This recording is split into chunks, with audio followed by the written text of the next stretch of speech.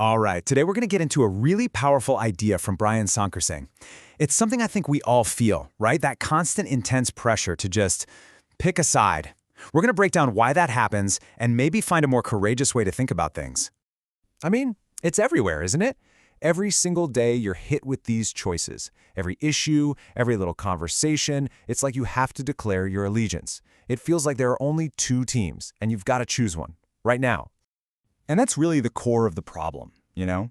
We've managed to take these incredibly complex, messy, human ideas, and we've boiled them down to something as simple as picking a team jersey.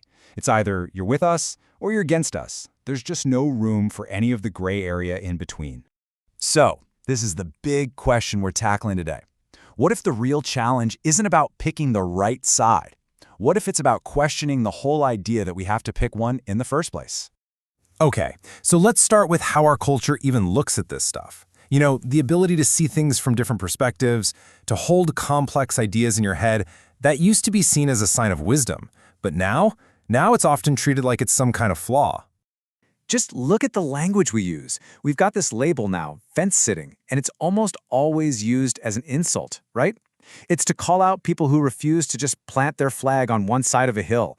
They get called indecisive, or maybe that they lack conviction, when really they might just be trying to get a better view of the whole landscape before making up their mind. So why do we even do this? What is it that makes this pressure to polarize so incredibly strong? Well, the answer actually goes really deep, right into our basic human psychology. The thing is, humans are fundamentally tribal creatures. We find safety, we find our identity, and we find a sense of community inside of groups. So picking a side, it feels good. It's like an act of loyalty.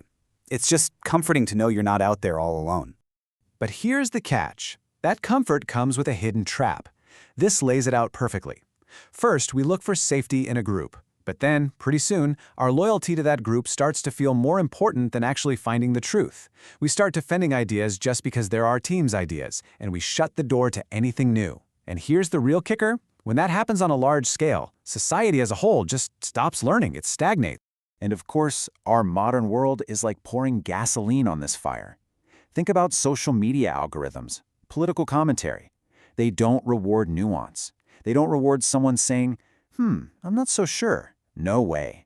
They reward the loudest, most absolute statements because outrage gets clicks. Thoughtful hesitation? It just doesn't trend. Okay, so what's the way out of this? What's the alternative? Well, this next part is all about reframing what we might see as weakness, things like doubt and reflection, and learning to see them as our greatest strengths. This quote, man, it just hits you, right? It's such a powerful reminder that every single major discovery, every social reform, every little bit of progress we've ever made as a species started with one person questioning what everybody knew for sure. You just can't grow without first admitting you might not have all the answers. Now, this is a really, really important clarification. This is not about being neutral on everything. When we're talking about fundamental issues, human rights, equality, justice, taking a stand is absolutely critical. Being silent when you see injustice, that just helps the person causing it. So the goal isn't to have zero convictions, it's to have the right kind of conviction. And this breaks it down so well. On one hand, you have blind allegiance. That's just defending your team no matter what. But on the other, you have critical conviction. That's built on actual thought and evidence, and it's open to listening and even changing when the evidence points a different way. It's about being strong in your beliefs, but not so rigid that you can't learn. Okay, so this all sounds great in theory. But how do we actually do it? How do we put this into practice? Well, this next part gives us a practical toolkit for building that kind of critical conviction in our own lives. These are the 4 big ones highlighted in the material. We've got humility, the courage to change, critical thinking, and empathy. Let's dig into what each of these really means. First up, humility. It's really just this simple, but honestly profound idea. Just acknowledging that your perspective is, by its very nature, limited. It's the starting point for any real conversation, because it's what opens the door to actually listening and maybe, just maybe, learning something new. Next tool, the courage to change your mind. You know, our culture loves to criticize people for flip-flopping. But really, it's a sign of growth. Being willing to adjust your thinking when you get new information just means you care more about getting it right than about being right. Tool number 3 is critical thinking. But here's the twist. It's not about just finding the flaws in other people's arguments. The real work is turning that lens back on yourself, asking yourself, wait, why do I believe this? And then having the guts to honestly ask, and what if I'm actually wrong? That's how we keep our beliefs from becoming rigid dogma. And finally, empathy. And look, this isn't about agreeing with everybody. Not at all. It's about recognizing that people hold their beliefs for a reason that's probably rooted in their own experiences, their own fears, their own hopes. Empathy is that bridge that lets us connect with other people as human beings, not just as arguments we need to defeat.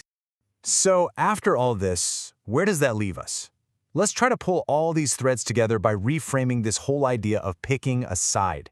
And this, right here, is the big takeaway.